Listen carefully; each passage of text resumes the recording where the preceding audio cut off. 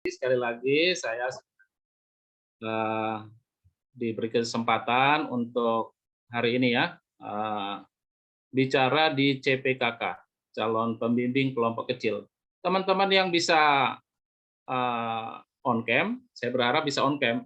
Tapi kalau nggak bisa karena sinyal ya apa boleh buat, gitu ya. Oke, teman-teman, saya Dondi Sijabat ya, alumni Teknik Industri. Kemudian ya dipanggil oleh Tuhan untuk melayani. Kami melayani bersama dengan Lembaga Pelayanan Mahasiswa Indonesia sejak tahun 2002. Jadi ini adalah tahun yang ke-20 tahun saya pelayanan full timer. Hari ini sekali lagi saya berterima kasih diizinkan, diundang untuk boleh berbicara tentang penginjilan pribadi oleh tentunya oleh tim pembina kerohanian Kristen ITS, representasinya adalah PMK, Persekutuan Mahasiswa Kristen, dan yang menghubungi saya adalah Ruben. Terima kasih Ruben sudah mengontak saya. Oke, sebelum kita mulai, mari kita tundukkan kepala, tundukkan hati kita berdoa, mohon Tuhan yang memimpin kita, sehingga ya kita diberkati olehnya. Bapa di dalam surga, terpujilah namamu. Kami memuji-Mu, kami menyembah-Mu, kami bersyukur atas segala kebaikan-Mu di dalam hidup kami. Engkau Allah yang baik, Engkau Allah yang tidak pernah meninggalkan kami. Engkau Allah yang senantiasa memenuhi kebutuhan rohani kami, kebutuhan jasmani kami, dan kebutuhan-kebutuhan kami lainnya, seturut dengan kehendak-Mu ya Tuhan. Kami bersyukur pada pagi hari ini Tuhan, bersama dengan rekan-rekan ITS, para mahasiswa yang luar biasa, yang sejak dalam masa mereka studi, mereka telah benar-benar mengerti akan panggilan penginjilan. Kami mensyukuri itu, kami berterima kasih kepada Tuhan untuk anak-anak ITS ini, dan kami berdoa kiranya Tuhan pakailah mereka Tuhan, supaya mereka menjadi pemimpin-pemimpin yang luar biasa ke depan, dan kami juga merindukan agar mereka juga ya Tuhan boleh memakai waktu mereka untuk menjadi saluran berkat buat orang-orang di sekitar mereka, buat keluarga mereka, buat ke depan mereka akan memiliki adik-adik binaan. Berkatilah ya Tuhan. Kami juga mohon kiranya Tuhan memberkati hamba-Mu yang hari ini dipercaya untuk menyampaikan materi tentang penginjilan pribadi. Kiranya Tuhan menolong hamba-Mu, Roh Kudus menguasai hamba-Mu dan memakai setiap peralatan yang ada, persiapan yang sudah dilakukan, semua kiranya akan membantu untuk proses keberhasilan penyampaian materi hari ini, sehingga betul-betul menjadi berkat buat adik-adik mahasiswa yang akan menjadi pembimbing kelompok kecil. Terima kasih Tuhan. Kalau ada hal-hal yang tidak berkenan, kami mohon Tuhan mengampuni kami, supaya kami benar-benar suci, kudus, dan menikmati persekutuan hari ini dengan baik. Terpujilah Tuhan, dalam nama Yesus kami berdoa. Amin. Baik, saya akan coba share screen. Oke, sudah boleh, sudah bisa.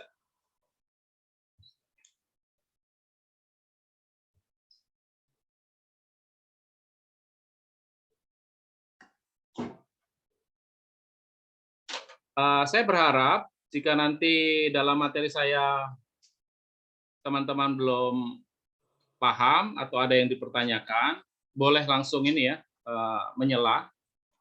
Saya nggak ada masalah ya kalau teman-teman menyela begitu, supaya saya mungkin akan mengurangi tempo, juga akan menjelaskan lebih jelas lagi.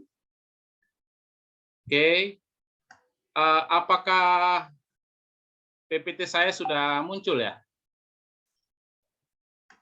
Sudah, Pak. Sudah ya? Ya, takutnya ngomong sudah panjang lebar, ternyata belum muncul ya. Oke, baik ya. Oke, teman-teman, saya mulai ya. Hari ini saya diminta untuk menyampaikan materi penginjilan pribadi ya oleh ITS ya, terkait dengan intensif CPKK PMK ITS hari ini Sabtu 14 Mei 2002 ya.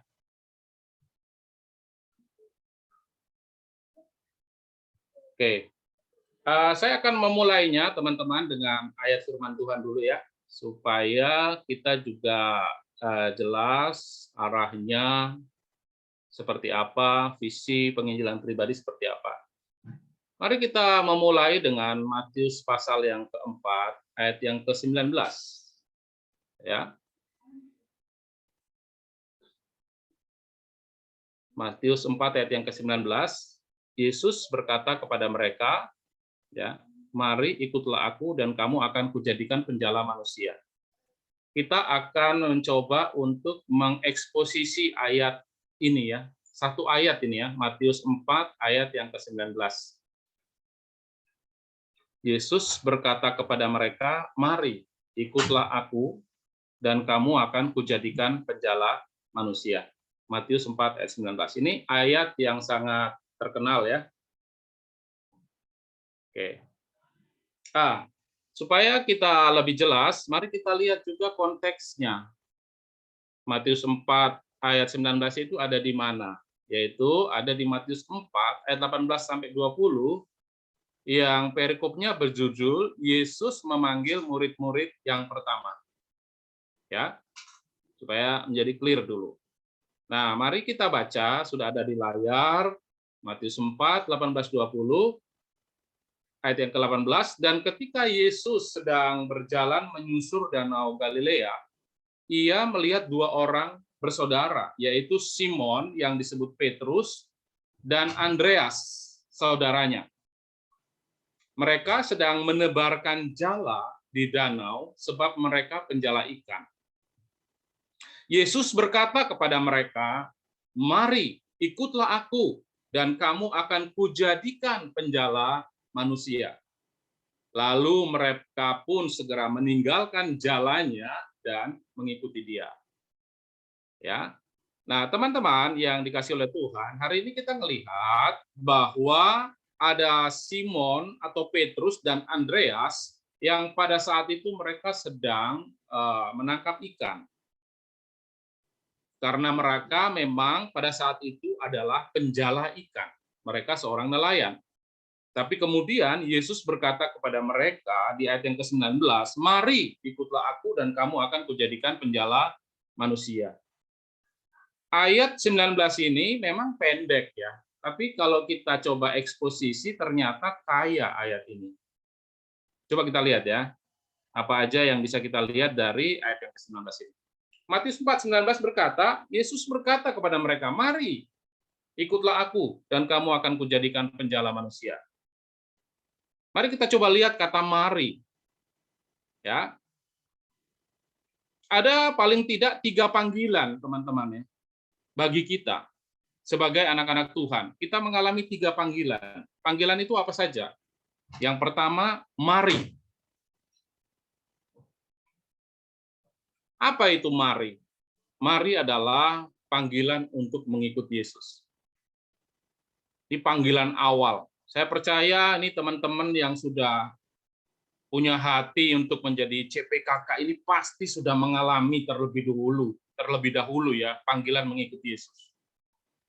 Saya pribadi panggilan mengikuti Yesus itu saya terima secara personal pribadi itu tanggal 27 September 1995. Pada saat itu saya sedang ikut KKR di ITS. Ya, saya mengalami itu. Saya menyadari betapa saya berdosa. Saya jadi orang Kristen dari usia 0 tahun, 1 tahun begitu. Tetapi sampai saya SMA, saya biasa-biasa saja hidup sebagai orang Kristen, artinya ya Kristen KTP kalau begitu ya. Kristen yang hanya napas, Natal dan Paskah. Natal datang, Paskah datang. Kristen yang masih suka mencontek. Kristen yang masih suka video porno, Kristen yang masih suka ya berfantasi ya, hal-hal yang tidak baik. Tapi kemudian ketika KKR, saya mengalami ini ya, panggilan untuk mengikuti Yesus. Saya kemudian dibina oleh kakak pembina, waktu itu dari TI 92, Mas Peter Wowor, orang Manado, beliaulah yang memuridkan saya. Tapi saya mengalami ini, dan saya percaya semua CPKK pasti mengalami panggilan mengikuti Yesus ini. Karena kalau teman-teman tidak mengalami panggilan mengikuti Yesus, saya percaya teman-teman tidak ada di sini. Karena untuk menjadi CPKK tentu kalian sebelumnya sudah harus menerima Kristus dulu. Bukan harus, tetapi saya percaya kalau kalian mau jadi CPKK itu karena kalian justru karena sudah mengalami panggilan ini, panggilan mengikuti Yesus. Karena sudah merasa dipanggil oleh Yesus, menerima panggilan anugerah itu, maka kemudian mau ketika oleh kakak-kakak kelas atau mungkin senior itu dilibatkan untuk menjadi calon pembimbing kelompok kecil.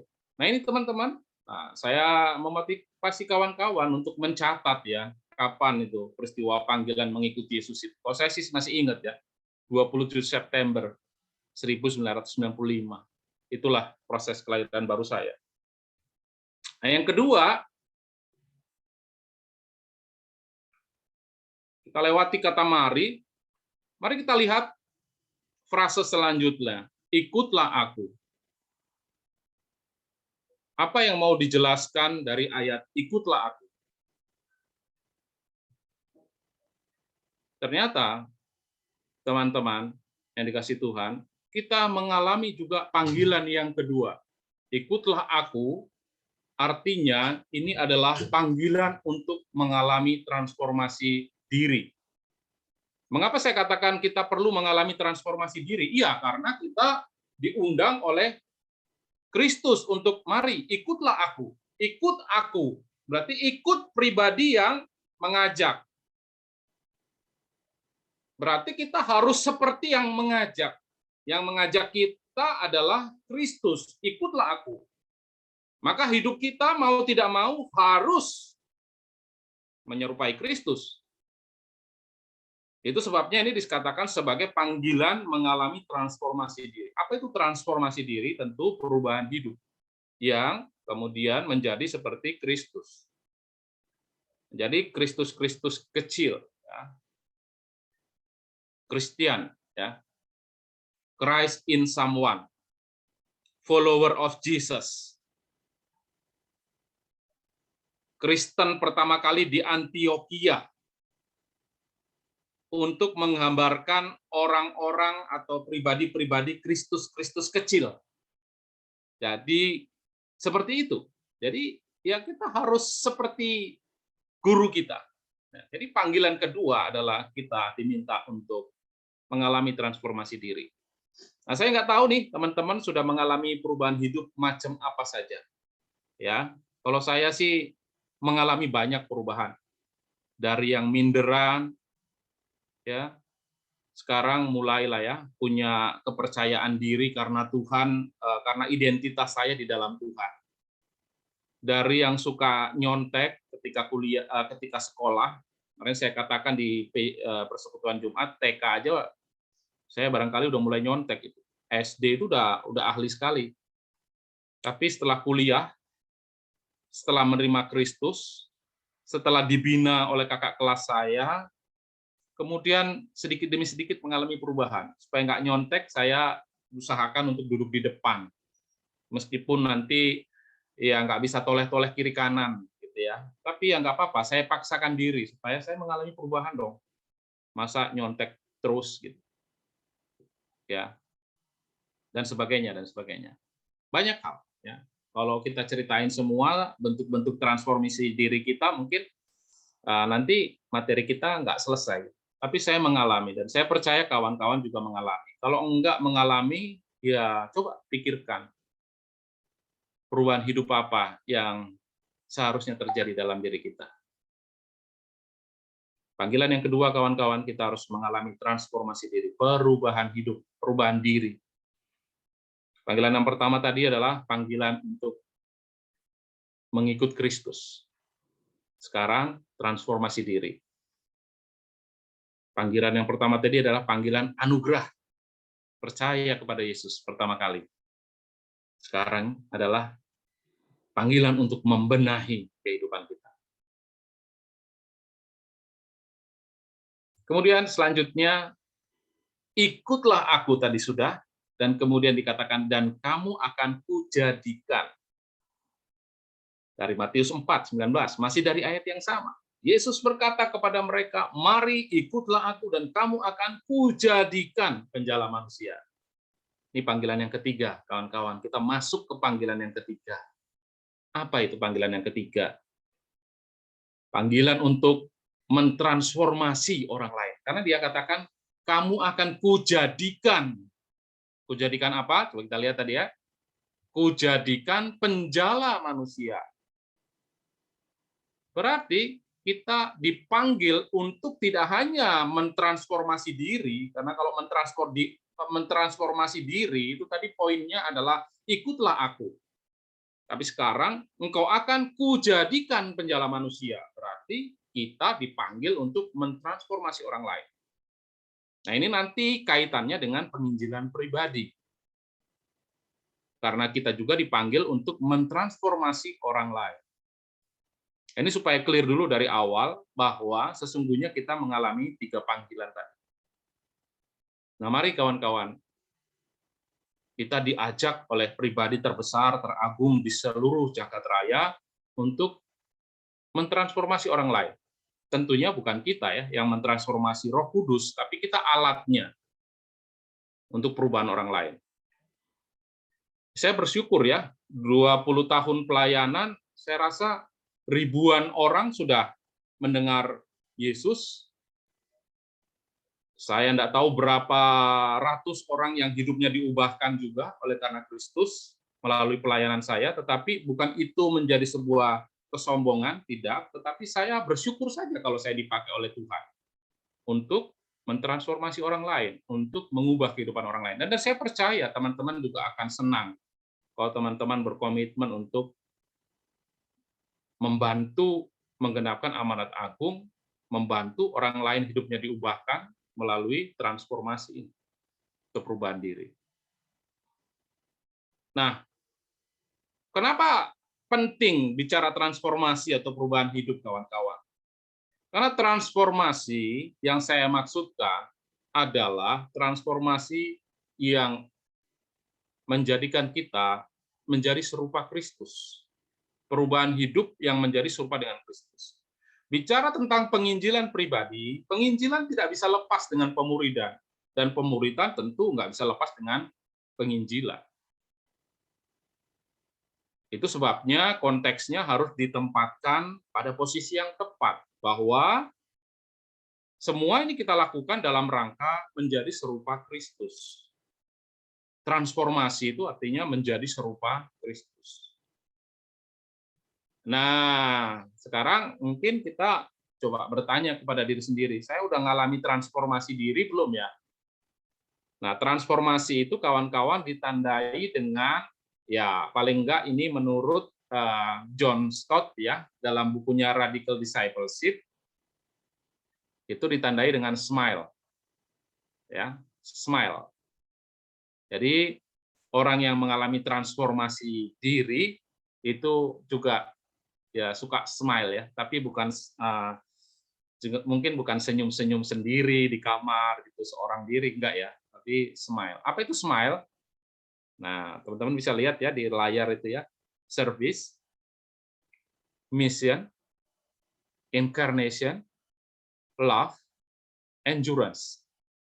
Ya, smile. Nah, coba lihat teman-teman, sudah muncul belum ini? Nah, service sudah ya. Ini teman-teman mau jadi CPKK aja, ini bukti bahwa teman-teman ini mau untuk pelayanan. Mission, menjangkau orang lain. Penginjilan pribadi itu kan berarti menjangkau orang lain. Ini teman-teman CPKK kelihatan punya misi. Incarnation, pengosongan diri. Saya percaya juga teman-teman CPKK memiliki kualifikasi ini. Kenapa mau menggunakan Sabtu yang mungkin sebaiknya bisa hangout sama pacarnya, yang bisa ngobrol kemana-mana gitu, bisa makan-makan enak hari Sabtu, tapi meluangkan waktunya untuk belajar intensif. Apalagi materinya hari ini penginjilan pribadi. Wah, itu mungkin sebagian orang berkata, ah boring gitu ya. Tapi teman-teman mau meluangkan waktu itu menurut saya udah bentuk pengosongan diri yang luar biasa. Gitu ya. Kemudian love, mengasihi, endurance, tahan menderita. Kenapa smile ini tanda transformasi? Ya karena kalau kita lihat ini semua ada di dalam diri Yesus. Nah, kalau kita mau menjadi serupa Kristus, mau nggak mau ya ini. Kita harus melayani, kita punya hati misi, kita inkarnasi, pengosongan diri, kita kasih, kita tahan menderita. Ya, mari kita lihat ya satu-satu teman-teman. Smile ya. Yang pertama service, pelayanan. Ayat-ayatnya ada di situ. Ini dia, smile, service, pelayanan. Bastian boleh bantu saya baca ayatnya, Mas? Baik, Pak. Ya, silakan. Yohanes 13 ayat 14 sampai 15. Jikalau aku membasuh kakimu, aku yang adalah Tuhan dan gurumu, maka kamu pun wajib saling membasuh kakimu. Sebab aku telah memberikan suatu teladan kepada kamu, supaya kamu juga berbuat sama seperti yang telah kuberbuat kepadamu. Ya, makasih ya. Jadi, aku telah memberi suatu teladan kepadamu. Yesus sudah membasuh kaki murid-muridnya. Maka dikatakan kamu juga wajib saling membasuh kakimu. Nah, ini dia pelayanan ya, service. Ini ciri orang yang mengalami transformasi itu dia mau melayani. Yang kedua, mission. Yohanes 17 ayat 18. Boleh saya minta suaranya Mary Hutape ya untuk baca? Yohanes 17 ayat 18. Sama seperti engkau telah mengutus aku ke dalam dunia, demikian pula aku telah mengutus mereka ke dalam dunia. Iya, makasih ya Mary ya. Sama seperti engkau telah mengutus aku ke dalam dunia, Yesus diutus oleh Bapaknya, ya, itu luar biasa ya, kenosis ya, mengosongkan diri, Allah tapi menjadi manusia, mengutus Yesus ke dunia. Demikian pula Yesus mengutus mereka, murid-muridnya. Kita diutus ke dalam dunia untuk melakukan misi. Yang ketiga, incarnation, inkarnasi. Boleh saya minta suaranya Gilbert Silaban bacakan ayatnya Filipi 2 ayat 5 sampai 8. Filipi 2 ayat 5 sampai 8. Filipi 2 ayat 5. Hendaklah kamu dalam hidupmu bersama menaruh pikiran dan perasaan yang terdapat juga dalam Kristus Yesus. Ayat 6, yang walaupun dalam rupa Allah, tidak menganggap kesetaraan dengan Allah itu sebagai milik yang harus dipertahankan. Ayat 7, melainkan telah mengosongkan dirinya sendiri dan mengambil rupa seorang hamba dan menjadi sama dengan manusia. Ayat yang ke-8, dan dalam keadaan sebagai manusia, ia telah merendahkan dirinya dan taat sampai mati, bahkan sampai mati di kayu salib. Baik, makasih Gilbert ya. Jadi ciri yang ketiga, tanda yang ketiga bahwa seseorang mengalami transformasi, dia mengalami inkarnasi. Inkarnasi ini bukan berarti kita terus seperti Yesus juga, Allah jadi manusia, bukan. Tetapi kita mengalami pengosongan diri gitu, penundukan diri. Kita alami dalam kehidupan kita. Oke, yang selanjutnya love, minta tolong ya, Sola Gracia, bacain. Efesus 5 ayat 2, dan hiduplah di dalam kasih, sebagaimana Kristus Yesus juga telah mengasihi kamu dan telah menyerahkan dirinya untuk kita sebagai persembahan dan korban yang harum bagi Allah. Iya, makasih ya. Love. Love itu identik banget ya dengan tanda orang yang transformasi ya, mengalami perubahan hidup. Ada kasih gitu. Nggak punya musuh kita. Saya dulu orang yang mudah sekali sakit hati gitu. Sulit untuk memaafkan karena latar belakang hidup waktu kecil gitu ya. Tetapi puji Tuhan, setelah mengenal Kristus banyak mengalami perubahan. Sekarang saya nggak punya musuh, saya tahu itu. Kalau ada orang yang berkonflik dengan saya usahakan langsung telepon orangnya. Saya tidak mau berlarut-larut. Kalau saya bertengkar dengan istri begitu, biasa keluarga begitu. Saya juga langsung, kalau saya yang salah saya minta maaf. Padahal kalau lihat temperamen saya bukan orang seperti itu, teman-teman. Tapi ya saya bersyukur. Saya mengalami perubahan demi perubahan. Kasih itu mulai muncul sehingga saya mengingat sekarang saya nggak punya musuh, saya nggak punya tidak ada orang yang belum saya maafkan ketika mereka bersalah ke saya. Satu kali teman saya menggosipkan saya bahwa seolah-olah saya melaporkan dia gitu ya, bahwa dia nggak baik gitu, bahwa dia mengkritik dan sebagainya gitu. Dan saya dituduh untuk menyampaikan itu kepada pimpinan. Dan saya katakan, kemudian saya telepon orangnya, saya mau klarifikasi. Dari mana bukti bahwa kamu mengatakan saya seperti itu? Kalau memang betul, maka saya minta maaf. Tapi saya tidak melakukan itu. Ya, saya konflik langsung saya hadapi gitu. Saya nggak tunggu lama-lama. Saya nggak cerita ke kiri dan ke kanan. Biasa orang begitu, punya konflik cerita dulu ke orang lain. Bagi saya nggak, konflik harus diselesaikan dengan baik. Kalau saya berkonflik dengan satu orang, ya langsung tatap muka dengan orang itu, klarifikasi kesalahannya apa, minta ampun, atau kalau kita salah ya kita minta maaf. Tapi kalau kita nggak salah ya diklarifikasi dulu. Dan ya akhirnya teman itu memang nggak berani untuk tatap muka dengan saya lewat video call, akhirnya mintanya hanya WA saja. Ya sudah, kalau memang WA saja ya sudah WA. Kami akhirnya mengklarifikasi. Gitu ya. Dan selanjutnya yang terakhir adalah endurance, tahan menderita. Karena sebagai orang-orang percaya, kita pasti mengikut Kristus ya. Mengikut Kristus kan pasti menderita, tahan menderita. Tentu di dalam keadaan yang COVID sekarang kita banyak banget untuk tahan menderita ya. Mungkin pendapatan orang tua teman-teman berkurang karena COVID, tapi bukan berarti terus kita nggak ke gereja atau nggak mengasihi Tuhan. Tahan menderita. Ya, gereja-gereja sekarang ini banyak mengalami problem, tapi kemudian gereja juga harus tahan menderita, gitu. Hamba-hamba Tuhan barangkali juga terpengaruh gitu karena kondisi COVID dan sebagainya, ya nggak apa-apa, tahan menderita, gitu aja. Nggak usah terus gereja-gereja berusaha untuk ayo perpuluhan tingkatkan dari 10% jadi 50%, nanti berkatmu akan dilimpahkan. Nggak seperti itu. Ya, gereja harus tahan menderita. Tetapi juga harus terus melayani gitu dengan apa yang ada. Gitu. Jangan mudah mundur gitu. Kristus saja nggak punya apa-apa ya, artinya di dunia dilecehkan, disalah mengerti, tapi dia tahan menderita. Nah ini perlu untuk kita terus mengikuti jejaknya. Nah teman-teman, apa yang saya sampaikan tadi adalah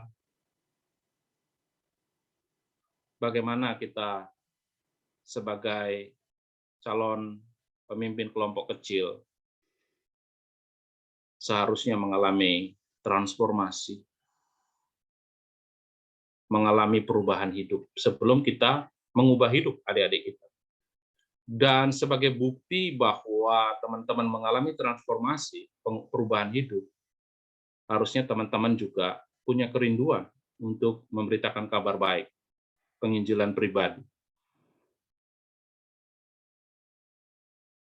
Kemudian mungkin beberapa di antara kita bertanya ya, mengapa perlu penginjilan pribadi? Kenapa kok enggak ini aja, mass evangelism? Kenapa kok enggak KKR saja? Panggil misalnya Pak Pendeta Stephen Tong, panggil misalnya siapa yang suka pimpin KKR gitu. Baik teman-teman, KKR itu baik, KKR itu luar biasa. Tetapi sebenarnya akan lebih efektif kalau penginjilan itu dilakukan secara pribadi. Hitung-hitungannya lebih masuk dengan penginjilan pribadi, meskipun mungkin yang kita jangkau 1, 2 orang, 3. Tapi kalau semua orang Kristen melakukan penginjilan pribadi, lebih cepat untuk mensaturasi dunia ini dengan Injil daripada kita bikin KKR besar-besaran. Kenapa penginjilan pribadi penting? Karena, teman-teman, ada orang-orang di dunia ini, di Surabaya ini, atau di kotamu, yang mungkin hanya kamu yang dapat menjangkau mereka. Saya rasa ini benar banget. Saya nggak mungkin nunggu ya, ada orang yang menginjili anak-anak saya. Nggak mungkin saya nunggu itu. Kalau sampai saya nunggu anak-anak saya punya 2 anak, yang pertama usia 14 tahun, SMP kelas 1, 13 tahun, SMP kelas 1, yang kedua cewek, usia 9 tahun, kelas 3 SD, nggak mungkin saya nunggu orang lain untuk memberitakan Injil kepada mereka. Saya sudah memberitakan Injil kepada mereka. Nggak mungkin saya menunggu istri saya untuk orang lain akan memberitakan Injil ke dia. Tentu saya dong. Saya punya keluarga besar, saya punya kakak-kakak, saya punya adik-adik. Nggak mungkin saya nunggu orang lain memberitakan Injil ke mereka. Saya dong. Nah, ini tentu benar, kawan-kawan. Kenapa penginjilan pribadi itu penting? Karena memang ada orang-orang itu yang sudah ditaruh Tuhan di pinggirmu, di sampingmu gitu. Untuk memang kamu yang harus nginjili dia gitu. Dan kamu jangan nunggu orang lain yang harus nginjili dia gitu. Wah, itu parah betul nanti kalau sampai ada anggota keluargamu udah ditaruh Tuhan di situ dekat, tetapi sampai dia diinjili oleh orang lain. Sampai dia mungkin nggak diinjili, itu lebih bahaya lagi ya. Nanti sama-sama masuk surga gitu, kemudian tapi yang ditanya gitu kan, wah, tapi aku dulu diinjili justru oleh si A, si B, si C, si D. Atau kalau nanti neraka surga gitu, kemudian mungkin ya mereka marah ke kita gitu. Kok aku nggak diinjili dulu? Kenapa aku dulu nggak disampaikan berita kabar baik? Nah, teman-teman, saat ini pun saya percaya ada orang-orang di dekatmu yang sebenarnya Tuhan taruh kamu di situ itu supaya kamu yang injili mereka. Dan nggak perlu nunggu orang lain. Itu sebabnya perlu untuk penginjilan pribadi. Nah, saya akan masuk ke 3 cara penginjilan pribadi.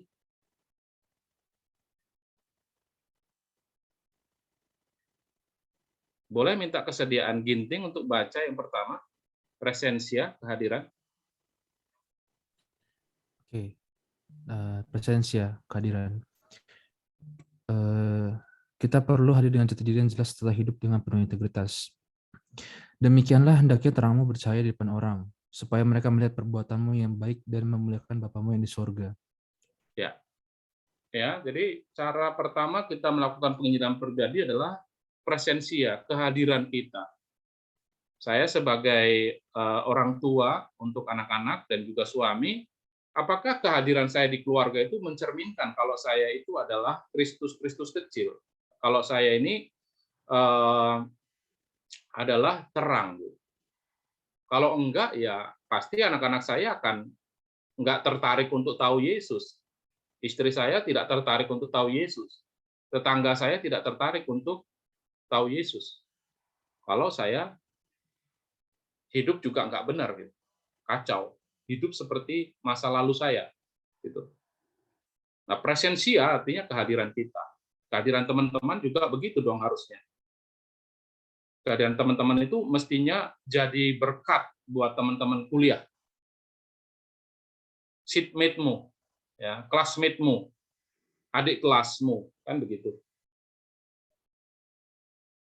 Presensia yang pertama. Kehadiran.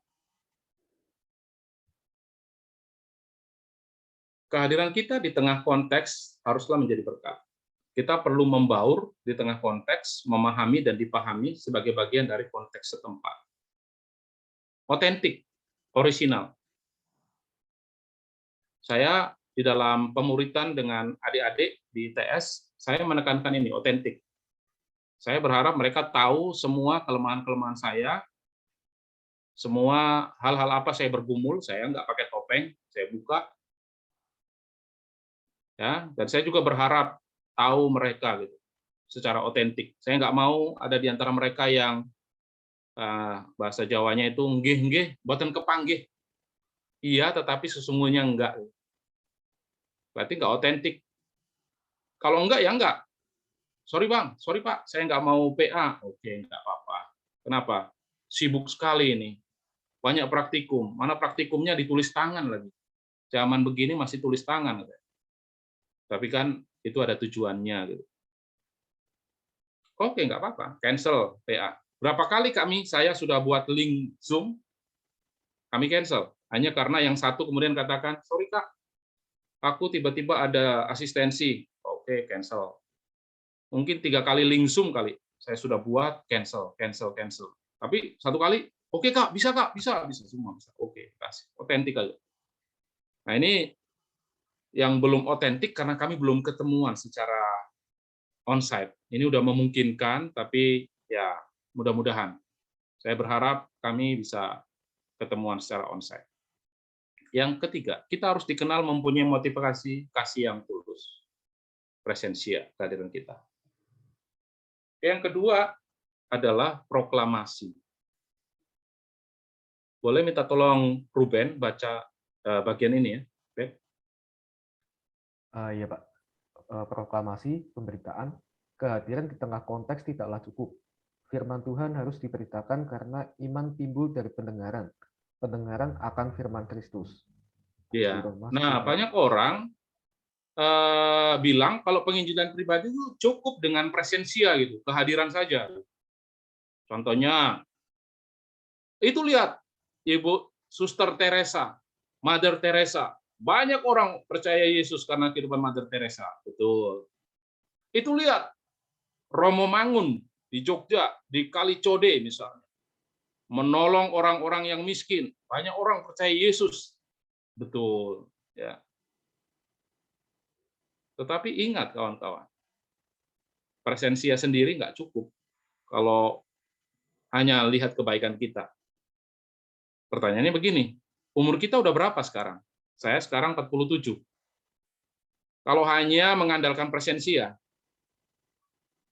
katakan saya terima Kristus tadi, saya katakan tahun 1995. Sampai sekarang sudah berapa tahun tuh jadi orang Kristen? Pertanyaannya, kalau tanpa proklamasi, tanpa memberitakan, hanya mengandalkan presensia, kehadiran saya, berapa orang yang sudah percaya Yesus lewat kehadiran saya? Ya mungkin ada. Melihat kehidupan saya, kemudian, kehidupan yang sudah dirubahkan tentunya oleh Kristus. Kemudian tertarik untuk menjadi pengikut Kristus. Tetapi prosentasenya tentu sangat kecil. Lebih banyak barangkali mereka percaya Yesus karena saya memang memberitakan kepada mereka. Saya ngomong kepada mereka, kamu butuh Yesus. Jadi jangan salah mengerti, jangan terus berkata bahwa penginjilan pribadi terbaik itu ya presensia, kehadiran kita. Nggak boleh seperti itu. Tiga-tiganya harus seimbang, balance. Nah, tapi mari kita juga berusaha supaya kehadiran kita itu betul-betul mengalami signifikan gitu. Itu sebabnya kita perlu bisa mengintegrasikan teologi atau kebenaran-kebenaran itu dalam kehidupan kita sehingga perubahannya itu nampak. Firman Tuhan yang mengubahkan itu terjadi betul-betul dalam diri kita. Jangan memakai kesempatan untuk intensif ini hanya mengisi kepala kita, knowledge kita. Kepala kita jadi besar. Tapi harus juga merubah attitude kita, sikap kita, tingkah laku kita, itu harus diubahkan. Itu berarti tandanya bahwa thinking, doing, dan juga feeling kita diubahkan tiga-tiganya. Karena manusia itu secara jiwa itu kita mengalami itu, punya tiga itu. Thinking kita punya, pikiran, feeling kita punya, perasaan, tetapi juga kita punya doing, ya, being, fisik. Ya, artinya semua itu harus terintegrasi holistik. Jadi perubahannya itu holistik. Perlu pemberitaan. Itu sebabnya teman-teman, ya nanti kita belajar bagaimana memberitakan Injil dengan proklamasi ini, gitu ya. Ya, saya percaya teman-teman sudah dilatih dengan EE barangkali, Evangelism Explosion, tapi ada banyak metode-metode lain.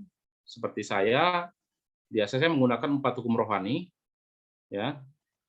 Gereja-gereja mungkin ada juga jembatan, gitu ya, buku tanpa kata, bisa juga mungkin dengan pasir itu ya, lukisan pasir. Ada begitu banyak cara-cara pemberitaan Injil. Nah, mari kita lihat proklamasi ya, memberitakan Kristus yang historis dengan karya penyelamatannya, memberikan peluang yang sahih ya. Nah, ini proklamasi ini kita lebih ini ya, lebih sedikit masuk ya. Karena kita memberikan peluang yang sahih, yang sah untuk memahami secara jelas dan untuk memberikan respon terhadap Injil keselamatan. Kita nunggu respon. Ketika kita memberitakan Injil, jangan tinggal, hit and run, gitu ya. Beritakan, tinggalkan, enggak. Tunggu. Saya pengen responmu apa? Saya pengen kamu mengambil keputusan, apakah mau terima Yesus atau menolak Kristus. Kalau kamu tolak, nggak apa-apa. Saya enggak perlu sakit hati. Tapi proklamasi membutuhkan itu. Kalau presensia, nggak pernah kita nanyakan, kamu sudah terima Kristus? Enggak. Tapi proklamasi lebih tajam. Saya sudah sharingkan 4 hal tadi. Nah, sekarang saya minta responmu. Kamu mau terima Yesus atau sebagaimana? Atau bagaimana? Gitu ya. Nah, kemudian yang ketiga, teman-teman. Cara penginjilan yang ketiga adalah persuasi, meyakinkan.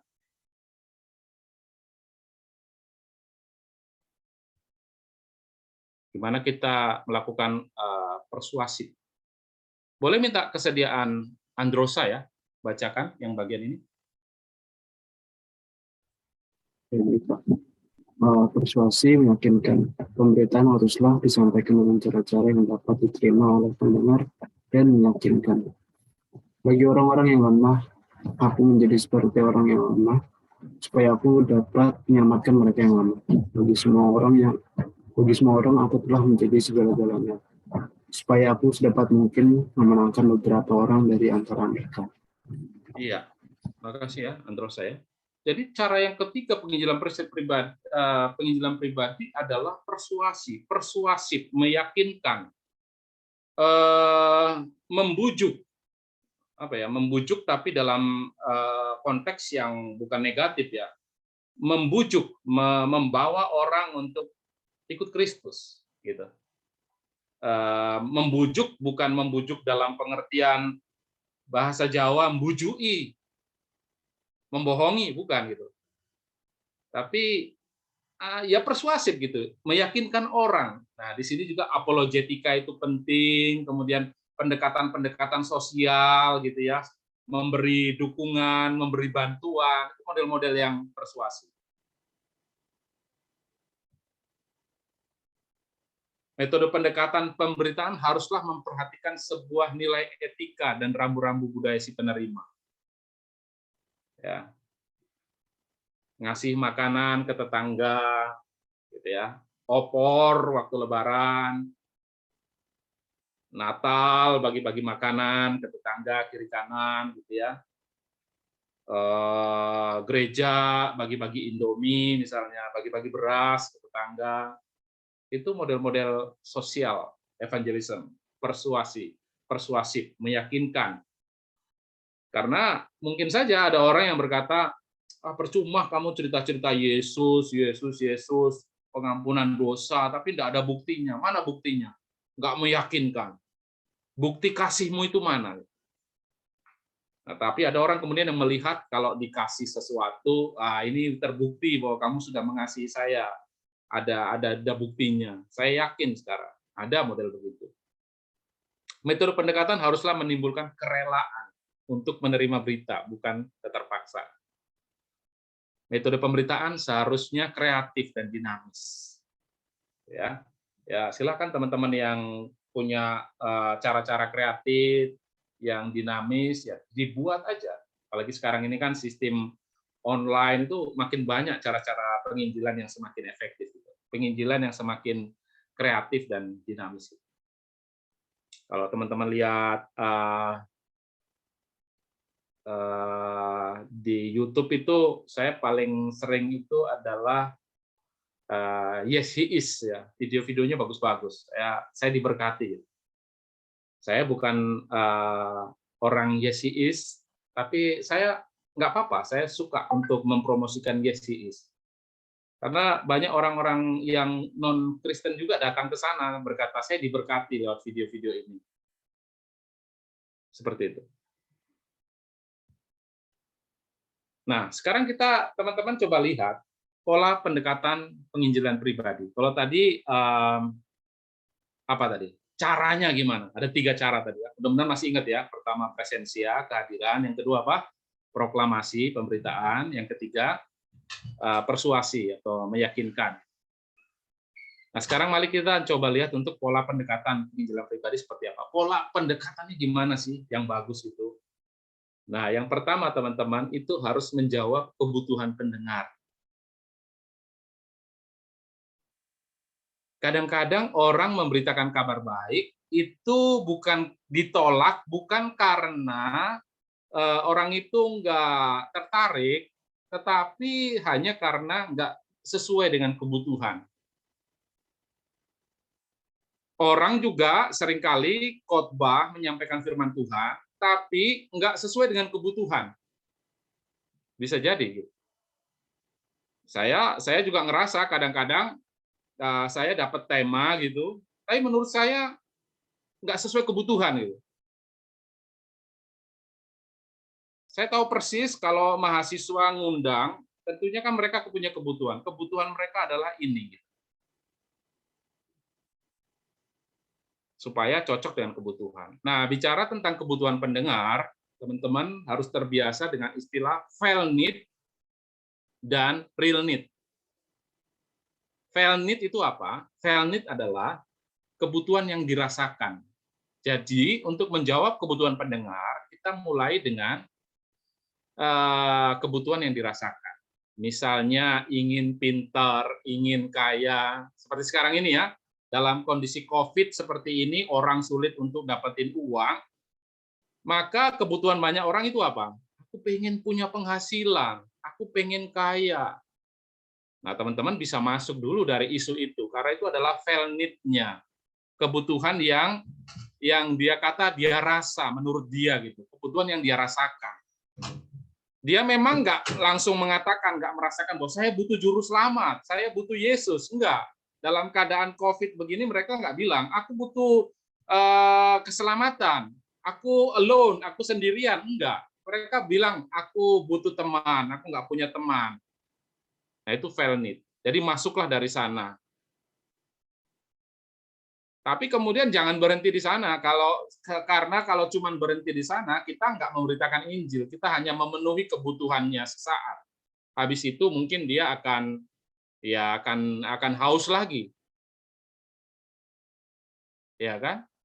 Karena kita hanya kemudian mengisi kebutuhan fisiknya saja, bukan kebutuhan terdalamnya di dalam hatinya.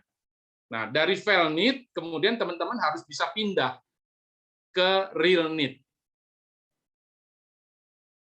Kebutuhan yang sesungguhnya, Injil keselamatan. Saya percaya semua orang butuh keselamatan. COVID seperti ini mereka butuh keselamatan.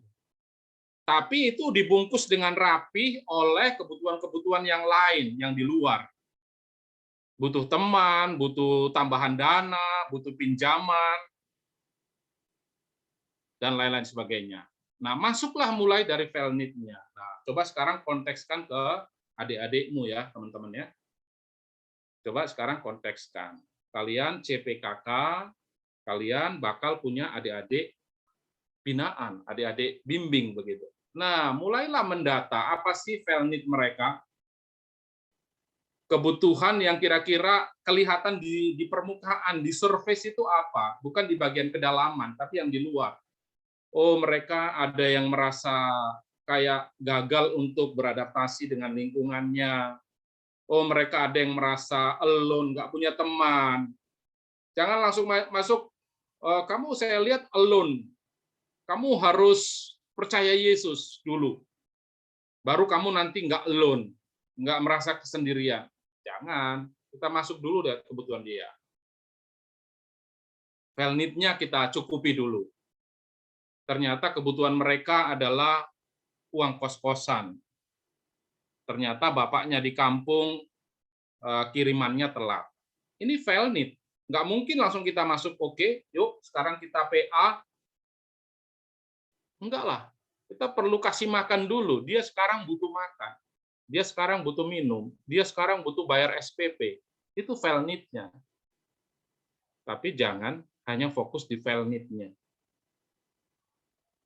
Masuk lebih dalam lagi, sesungguhnya dia membutuhkan real need. Ada kebutuhan yang sesungguhnya, yaitu Injil keselamatan. Nah, itu pola yang pertama, pola pendekatan yang bisa dipakai oleh teman-teman untuk menjangkau adik-adik kalian. Bacalah adik-adik kalian. Ibarat buku, maka bacalah adik-adikmu apa yang menjadi file need-nya dan apa yang menjadi real need-nya. Apa yang menjadi kebutuhan mereka yang sesungguhnya.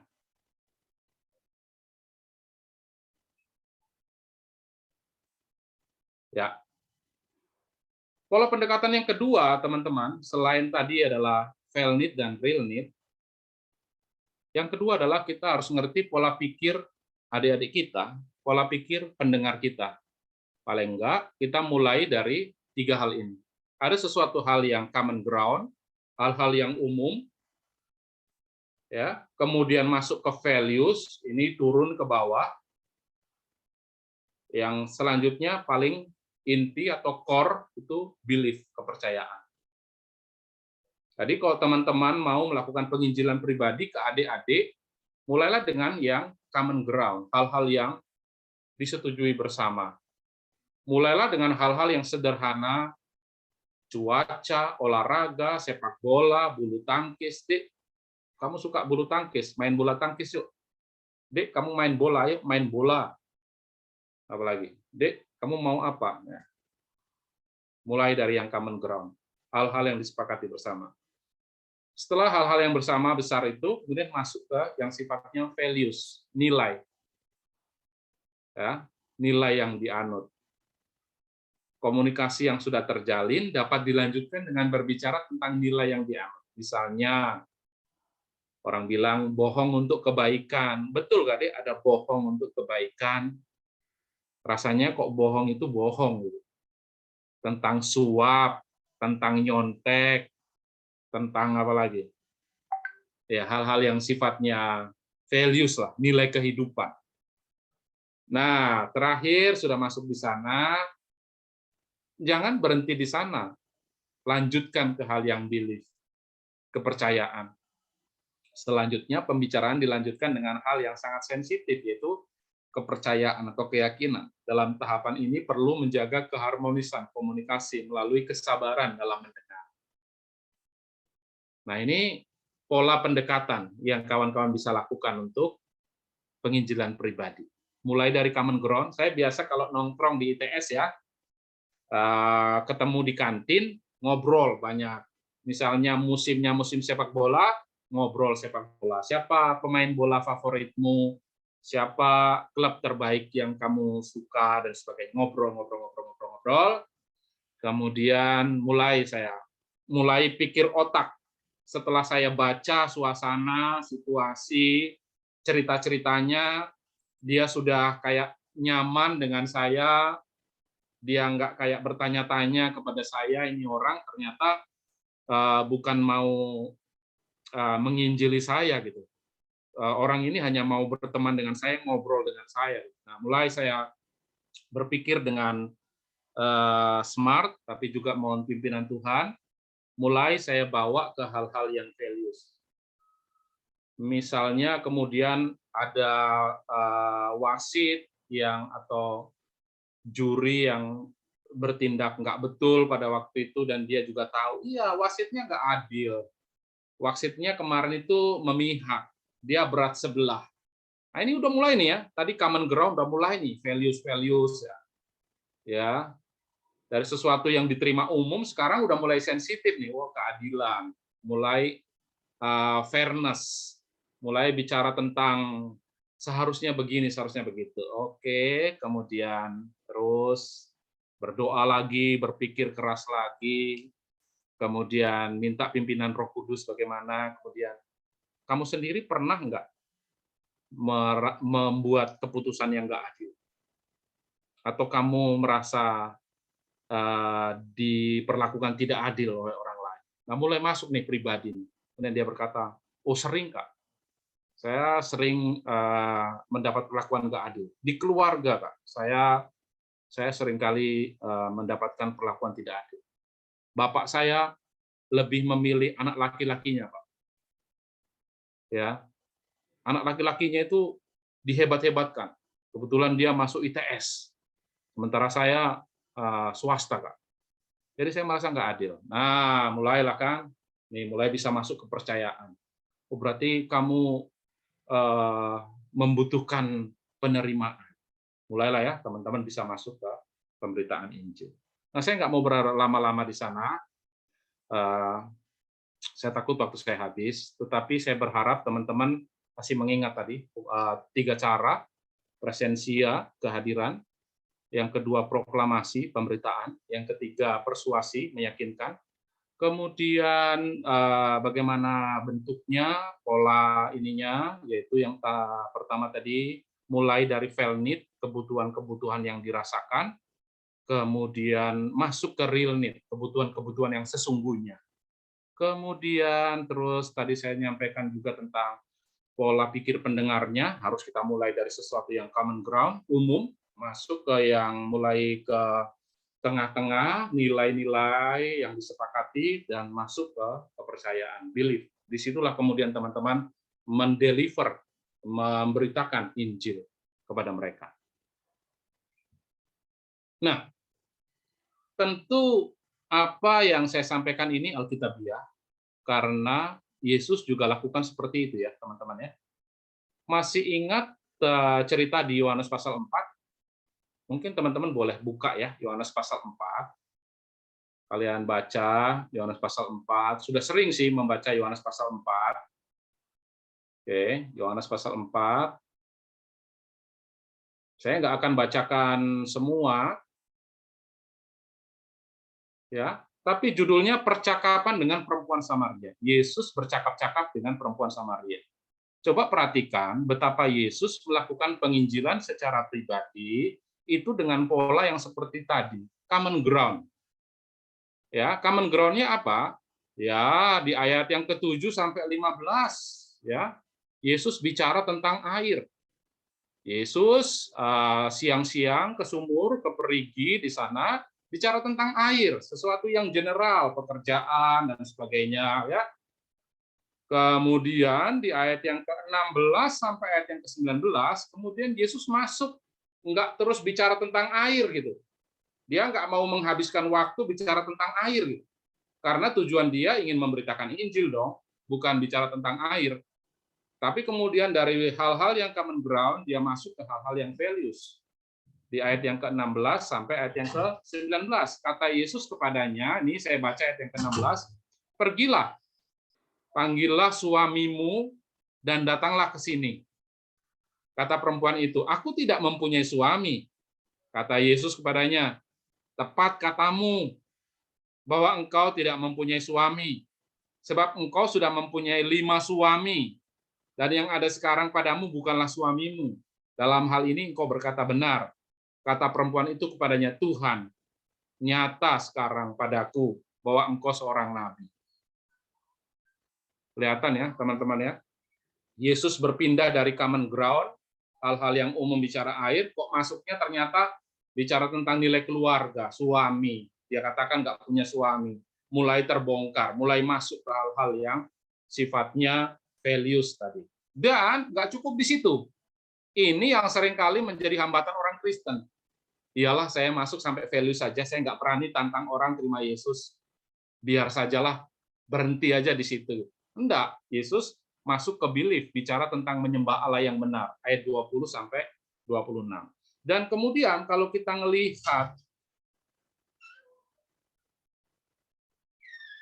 ya, ayat yang ke-42, dan mereka berkata kepada perempuan itu, kami percaya tetapi bukan lagi karena apa yang kau katakan, sebab kami sendiri telah mendengar dia dan kami tahu bahwa dialah benar-benar juru selamat. Perempuan Samaria ini akhirnya dia percaya kepada Tuhan, dan nggak cuma percaya, dia juga menceritakan kepada banyak-banyak orang. Nah, perempuan Samaria ini akhirnya menceritakan ke banyak orang. Nah, ini adalah teladan Tuhan Yesus dalam pola pendekatan penginjilan pribadinya yang melakukan tadi ya survei pola pikir, mulai bicara dari common ground, values, dan kemudian ke belief. Nah, tentunya kemudian pemberitaan Injil itu seperti apa ya? Intinya harus apa? Saya percaya ini yang sama, ini yang common bagi pemberitaan Injil, yaitu Injil selalu bicara tentang 4 hal. Yaitu bahwa yang pertama, ada 4 hal, minta tolong Jeremy boleh ya? Jeremy Joel Sihombing bacakan 4 hal yang seharusnya ada dalam pemberitaan Injil.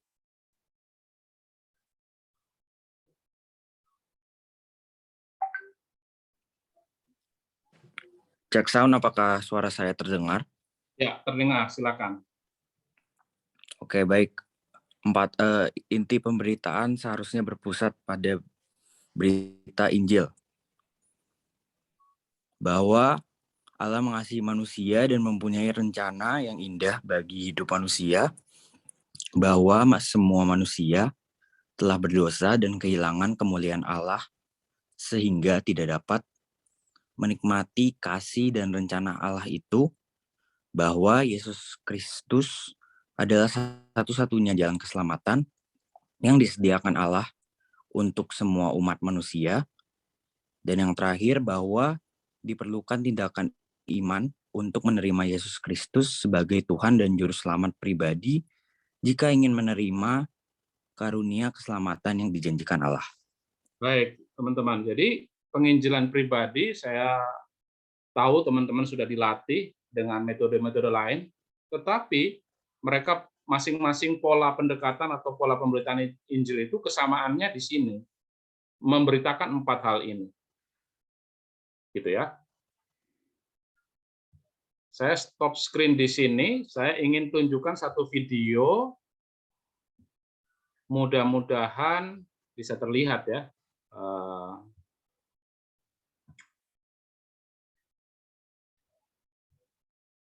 Bahwa poinnya adalah bahwa memberitakan Injil ada 4 hal yang kita bisa sampaikan. Sudah kelihatan?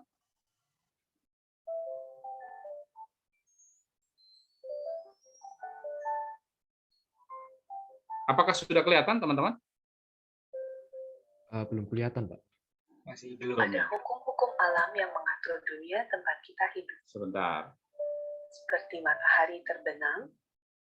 Oke, belum kelihatan ya. Saya stop share dulu. Sekali lagi, mungkin saya coba pakai yang panas aja.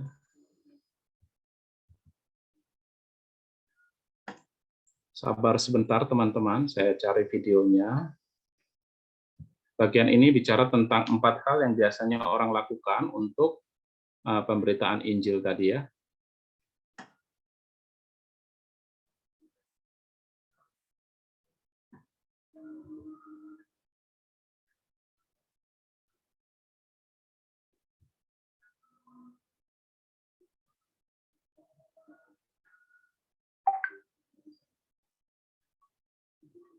Atau saya lanjutkan dulu saja, saya selesaikan materi saya, nanti kalau sempat videonya saya putar buat teman-teman di bagian terakhir supaya saya menghemat waktu.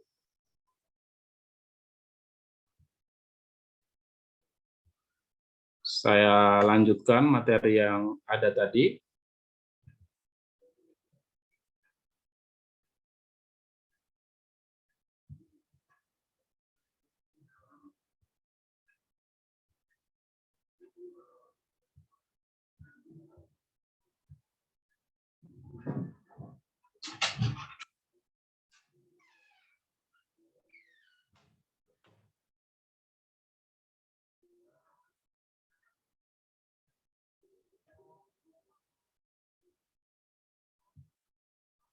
Oke.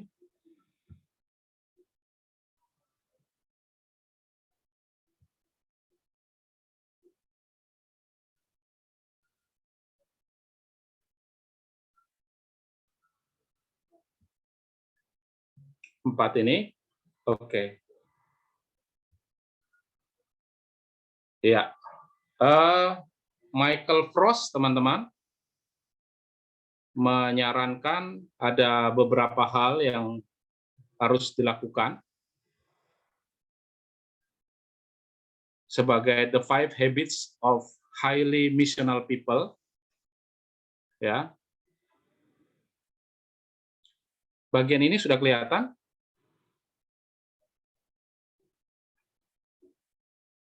Sudah, Pak. Sudah ya, oke. Nah ini teman-teman,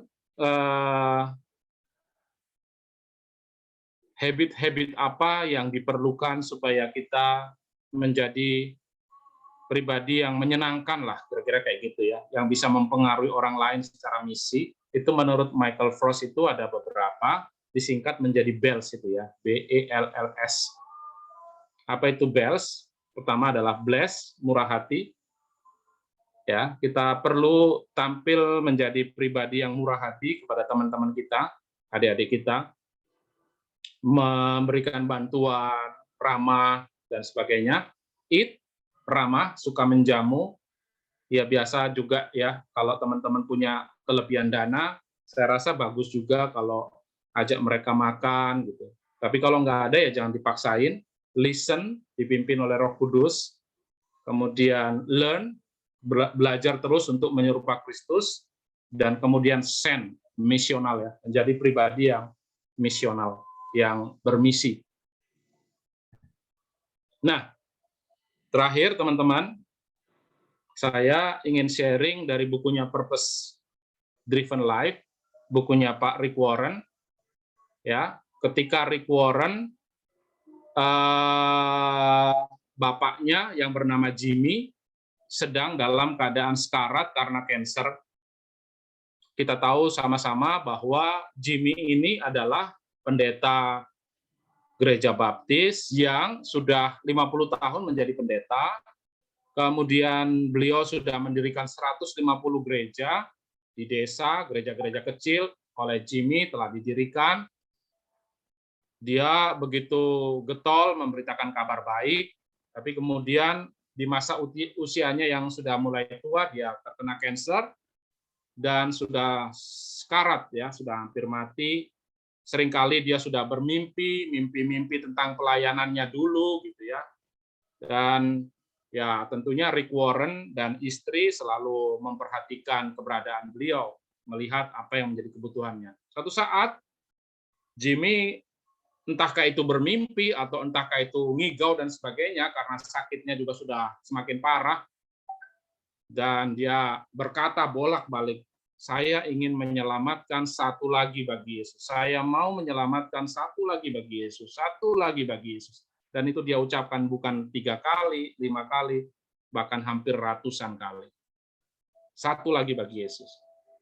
Tetapi apa boleh buat? Tuhan menyatakan bahwa dia sudah harus selesai tugasnya, sehingga ya tidak bisa lagi Jimmy memberitakan Injil kepada satu lagi orang agar dia percaya Yesus. Yang dia lakukan hanya berkata menyelamatkan satu lagi bagi Yesus. Tapi kemudian yang menarik, visi itu ditangkap betul oleh Rick Warren. Kemudian dia merasa bahwa dia perlu untuk mengerjakan apa yang dikerjakan bapaknya gitu ya. Artinya Rick Warren menangkap ini menjadi misinya. Setelah ini pemberitaan Injil bapaknya harus terus dikerjakan dengan memberitakan Ya, tidak hanya satu lagi orang bagi Yesus, tapi semakin banyak lagi orang bagi Yesus. Itulah yang kemudian menjadi doa Rick Warren dalam bukunya Purpose Driven Life. Aku berdoa agar kamu akan selalu berada dalam pencarian untuk meraih satu lagi bagi Yesus. Sehingga ketika kamu berdiri di hadapan Tuhan, satu hari kamu dapat berkata, mission accomplished. Tugas sudah selesai, tugas sudah tunai, baik sekali perbuatanmu, anakku, hambaku yang setia dan baik hati, masuklah ke dalam pesta bersama-sama dengan aku. Nah, kira-kira seperti itulah yang kemudian menjadi kerinduan dari Rick Warren kepada para pembaca bukunya. Dan hari ini saya berharap teman-teman juga kembali diingatkan, ya, bisa dipakai oleh Tuhan untuk menyelamatkan satu lagi bagi Yesus. Mungkin nggak satu lagi, 2 lagi, 3 lagi, 4 lagi, dan seterusnya, dan seterusnya. Terakhir, saya ingin menyampaikan sebuah definisi kesaksian yang berhasil supaya teman-teman tidak merasa gagal ketika sudah mengambil prakarsa inisiatif, tapi kok misalnya ditolak dan sebagainya. Kesaksian yang berhasil adalah kesaksian yang dilakukan dengan mengambil inisiatif, menceritakan Yesus dengan kuasa Roh Kudus, menyerahkan hasilnya kepada Bapa di surga. Kalau teman-teman sudah mengambil inisiatif, itu sudah berhasil. Meskipun mungkin belum sanggup menceritakan Yesus atau belum sampai menceritakan Yesus, ya, tetapi teman-teman sudah mengambil inisiatif, berusaha menceritakan Yesus dengan kuasa Roh Kudus, menyerahkan hasilnya kepada Bapa di surga, itu sudah berhasil. Meskipun orangnya mungkin menolak Kristus. Karena sesungguhnya seseorang menolak atau menerima Kristus itu pekerjaan Roh Kudus. Kita nggak bisa ukur itu. Demikian teman-teman yang ingin saya sampaikan, kiranya menjadi berkat buat kita. Kalau ada pertanyaan, silakan. Kalau nggak ada, saya berusaha nanti akan sharekan videonya. Demikian teman-teman. Saya serahkan ke MC kita ya, Ruben tadi ya. Baik, terima kasih Pak Tundi atas materi yang disampaikan. Mungkin saat ini bisa aku buka sesi pertanyaan ya. Buat teman-teman yang mungkin ada pertanyaan bisa langsung raise hand aja.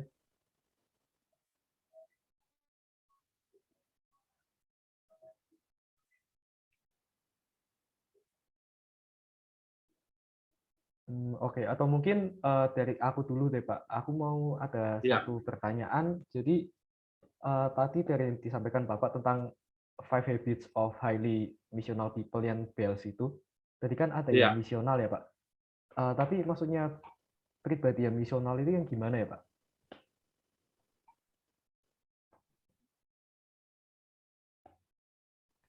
Yang misional ya? Iya Pak. Oke. Jadi teman-teman, kita kan kalau di masyarakat gitu ya, kan biasanya mereka itu senang gitu kalau kita bergaul akrab dengan teman-teman gitu ya. Tetapi bergaul akrab dengan komunitas kita, tentu kita punya ini dong, terpikir untuk supaya kita itu juga bisa menyampaikan gitu, menyampaikan kabar baik itu kepada orang lain, tetapi dengan cara yang lebih halus ya, dengan cara yang lebih persuasif gitu. Ya, jadi dengan menolong ya, misional itu seperti itu, dengan diakonia sosial tadi ya, makan itu disukai gitu, model-model yang makan, membantu, itu model-model yang recommended dilakukan. Jadi terhadap sesama kita juga begitu. Misalnya saya sekarang ini tinggal di Gubeng ya, Gubeng Jaya, satu populasi komunitas yang sangat padat ya. Saya tinggal ini di satu tempat yang kalau lagi Jumatan mungkin 10 masjid bisa sama-sama sama-sama berkumandang ya azannya begitu. Nah, tetapi kemudian kalau kita jadi orang yang misional, artinya kita juga kemudian bisa menerima kondisi mereka, tapi kemudian secara persuasif kita juga bisa membawa kabar itu dengan baik kepada mereka. Kalau ada misalnya urunan-urunan apa, kita juga nimbrung kepada mereka.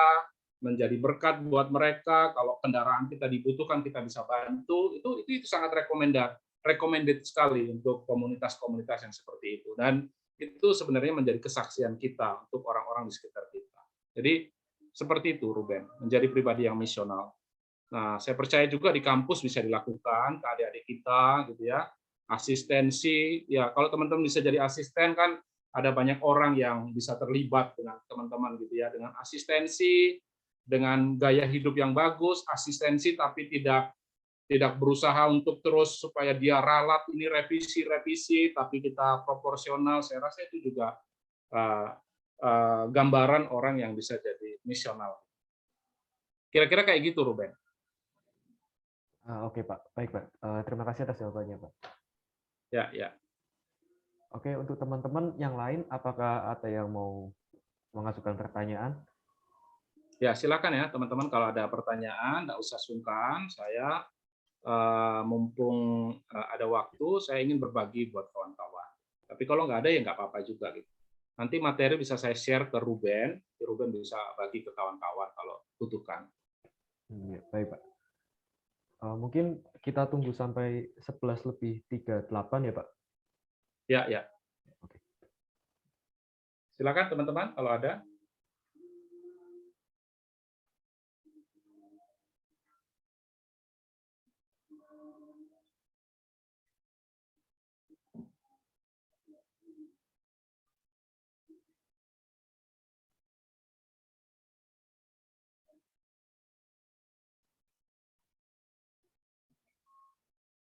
Biasanya kalau nggak ada pertanyaan itu ya para dosen kan selalu bilang ya, yang pertama nggak jelas, nggak tahu sama sekali apa yang saya sampaikan, artinya berarti saya gagal untuk mendeliver begitu. Yang kedua, ya teman-teman mungkin malu gitu untuk bertanya. Nah, saya nggak tahu yang mana. Tapi saya berharap ya paling nggak nyantol lah ya, dikit-dikit 1 poin, 2 poin gitu.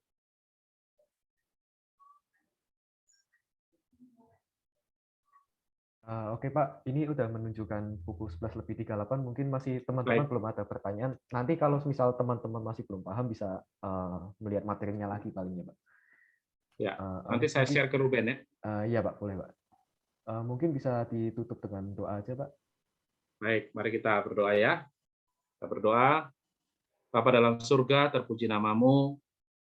Kami bersyukur Tuhan kalau mendapatkan privilege untuk sama-sama belajar tentang penginjilan pribadi, dan kami juga mengucap syukur kalau Tuhan berikan kepada kami kehormatan untuk melayani, untuk menjangkau orang lain bagi Kristus, karena itu adalah pengalaman terbesar yang dapat kami alami dalam kehidupan kami. Kami terus berdoa, kiranya Tuhan memberkati 25 teman-teman yang hadir pada saat ini, dan bahkan teman-teman yang lain, CPKK lainnya yang tidak bisa hadir juga kami doakan supaya mereka juga dipakai oleh Tuhan, dapat menjangkau rekan-rekan mereka, khususnya adik-adik kelas mereka.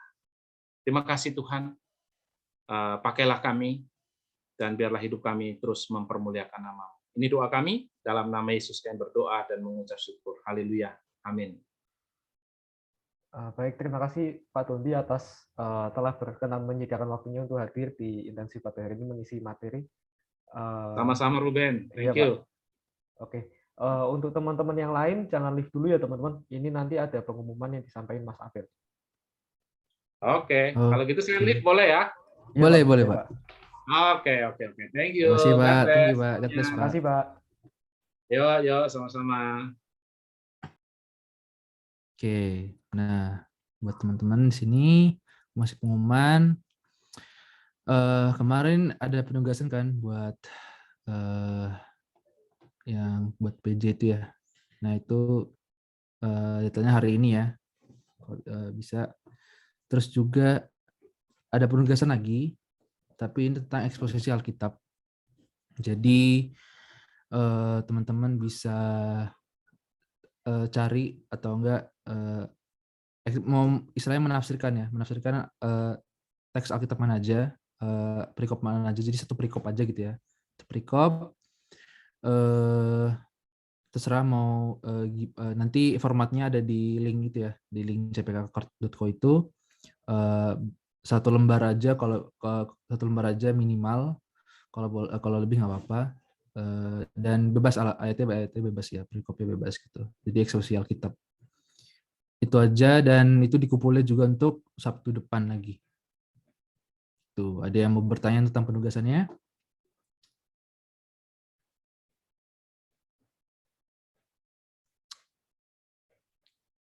Kalau nggak ada, Sorry. oh, ini apa tuh?